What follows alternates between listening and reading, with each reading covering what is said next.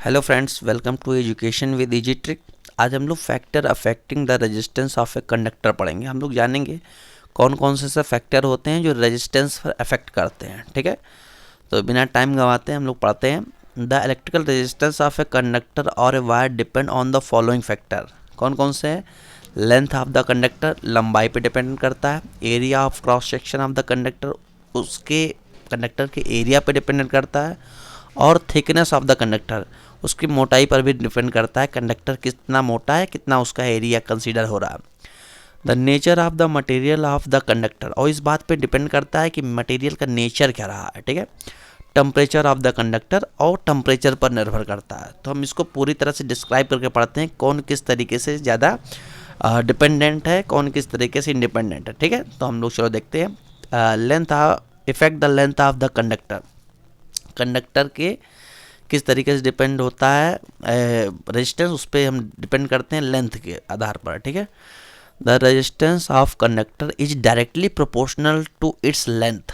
That is, मतलब जो resistance होता है वो इस बात लंबाई की डायरेक्टली प्रोपोर्शनल होता है। जितना लंबा कंडक्टर होगा उतना ही ज़्यादा रेजिस्टेंस होगा। L R is directly proportional to L. इसका अर्थ है कंडक्टर की लंबाई जितनी ज़्यादा, रेजिस्टेंस उतना ज़्यादा। लंबाई जितनी कम, रेजिस्टेंस उतना कम। ठीक है, where L is the length of the conductor means when the length of wire is double. अगर हम लंबाई को दोगुना कर दें कंडक्टर की, then its resistance also gets double. तो रेजिस्टेंस भी डबल हो जाता है, क्योंकि हो ही जाएगा, क्योंकि R directly proportional to L है। मतलब लंबाई अगर हम दोगुनी करेंगे तो क्या होगा, रेजिस्टेंस भी दोगुना हो जाएगा। And if the length of a wire is half, अगर हम तार की लंबाई जो कंडक्टर लिए हैं उसकी लेंथ को हम आधा कर दें, then its resistance also get half, तब उसका रेजिस्टेंस भी आधा हो जाता है। ठीक है, तो ये बात इंपॉर्टेंट है। अगर लंबाई को हम दोगुना कर रहे हैं, ठीक है, डबल कर रहे हैं कंडक्टर की लेंथ को, तो रेजिस्टेंस भी डबल हो जा रहा है।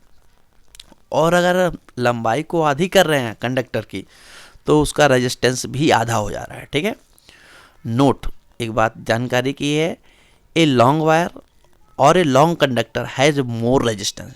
लंबे तार में, ठीक है, बहुत ज़्यादा रेजिस्टेंस होता है।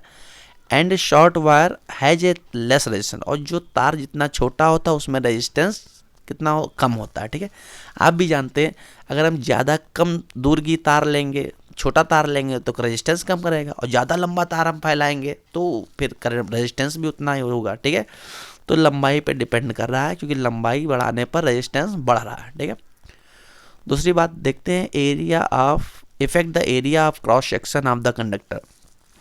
एरिया पे क्या इफेक्ट पड़ता है, एरिया का क्या इफेक्ट पड़ता है कंडक्टर की, इसको हम देख लेते हैं। ठीक है, the resistance of a conductor is universally proportional to its area.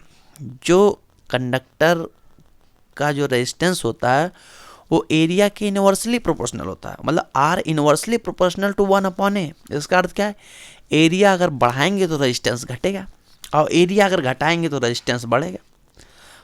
मतलब इन प्रोपोर्शनल जो इनवर्सली प्रोपोर्शनल में तो यही होता है, जब पहली चीज़ घटाएंगे दूसरी चीज़ बढ़ेगी, या दूसरी चीज़ बढ़ाएंगे तो पहली चीज़ घटेगी।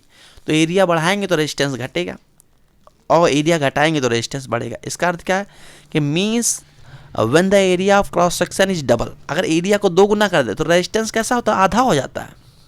और अगर एरिया को हम आधा कर दें तो रेजिस्टेंस कैसा होता है, डबल हो जाता है। तो क्योंकि इनवर्सली प्रोपोर्शनल है, तो जैसा हम एरिया को डबल करेंगे तो रेजिस्टेंस आधा हो जाएगा, और कहीं एरिया को आधा कर दिए तो रेजिस्टेंस डबल हो जाएगा, क्योंकि ये दोनों ही इनवर्सली प्रोपोर्शनल है। ठीक है, note, A thick wire has less resistance.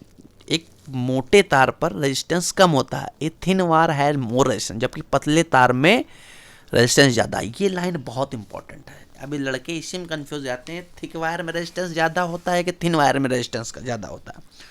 तो इस लाइन को आप लोग नोट कर लीजिए, ए thick wire has a less resistance. जो थिक वायर होता है, जो मोटा तार होता है, उसमें रेजिस्टेंस कम होता है, जबकि पतले तार में रेजिस्टेंस ज़्यादा होता है। So number 1, short length of thick wire is use to getting low resistance. छोटी लंबाई का और मोटा तार लो रेजिस्टेंस के लिए यूज़ किया जाता है, जबकि long length of a thin wire use to getting high resistance. जबकि लंबी, मतलब अधिक लंबाई तार का, मतलब अधिक लंबा पतला तार ज़्यादा रेजिस्टेंस के लिए उपयोग किया जाता है, या इसी में उपयोग होता है जब जहाँ ज़्यादा रेजिस्टेंस की रिक्वायर्ड होती है। The resistance of a wire is usually represent by its diameter. जो थिकनेस होती है वायर की, वो उसके डायमीटर पर डिपेंड करती है। जैसे तार आप जानते हैं सर्कुलर होता है, अगर देखें हो तो तार सर्कुलर होता है, तो तार की जो थिकनेस पर ही जो रेजिस्टेंस जो होता है वो डिपेंड होता है उसके डायमीटर पर। The diameter of a wire is universally proportional to the square of its diameter. मतलब जो रेजिस्टेंस होता है वायर का वो यूनिवर्सली प्रोपोर्शनल होता है उसके डायमीटर के।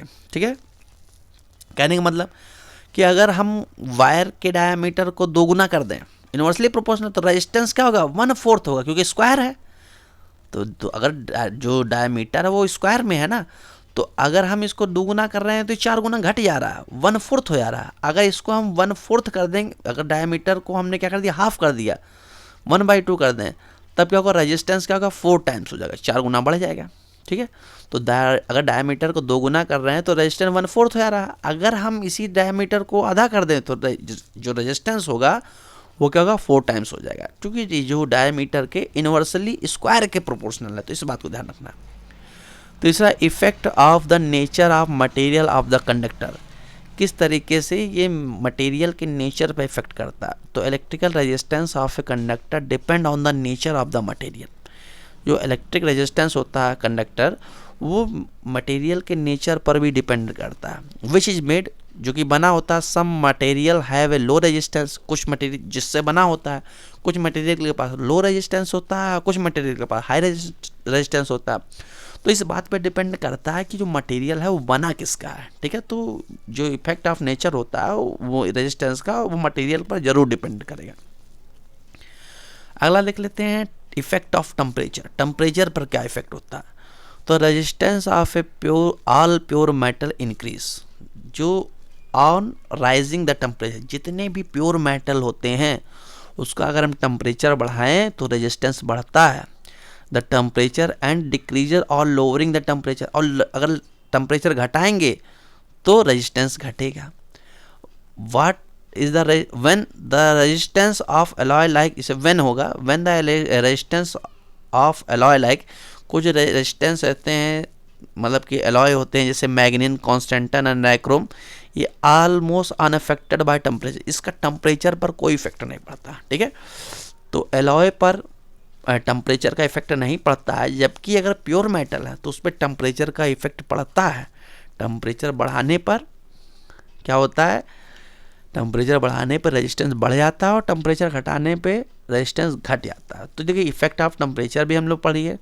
इफेक्ट नेचर पे हमने पढ़ा कि भैया नेचर पे डिपेंड करता है, मटेरियल जैसा होता है उसी तरीके से डिपेंड करता है। डायमीटर में क्या होता है, ये डायमीटर 1/4 होता है रेजिस्टेंस का। ठीक है, अगर डायमीटर को दोगुना कर रहे हैं तो क्या हो रहा है, जो रेजिस्टेंस होगा 1/4 हो जाएगा।